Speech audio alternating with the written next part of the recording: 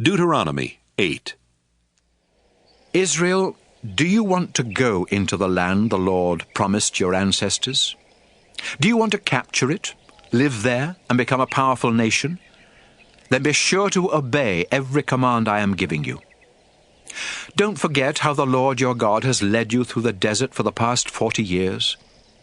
He wanted to find out if you were truly willing to obey him and depend on him. So he made you go hungry. Then he gave you manna, a kind of food that you and your ancestors had never even heard about. The Lord was teaching you that people need more than food to live. They need every word that the Lord has spoken. Over the past 40 years, your clothing hasn't worn out and your feet haven't swollen. So keep in mind that the Lord has been correcting you, just as parents correct their children. Obey the commands the Lord your God has given you, and worship him with fear and trembling. The Lord your God is bringing you into a good land, with streams that flow from springs in the valleys and hills. You can dig for copper in those hills, and the stones are made of iron ore. And you won't go hungry. Wheat and barley fields are everywhere, and so are vineyards and orchards full of fig, pomegranate and olive trees, and there is plenty of honey. After you eat and are full, give praise to the Lord your God for the good land he gave you. Make sure that you never forget the Lord or disobey his laws and teachings that I am giving you today.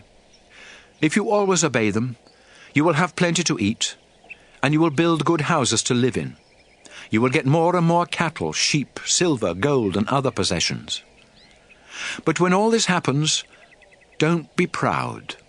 Don't forget that you were once slaves in Egypt, and that it was the Lord who set you free.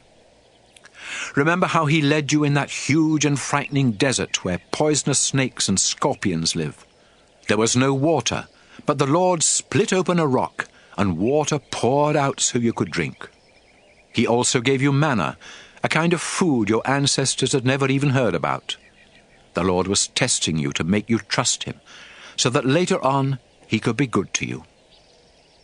When you become successful, don't say, "I'm rich, and I've earned it all myself."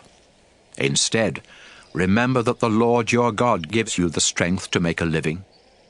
That's how he keeps the promise he made to your ancestors.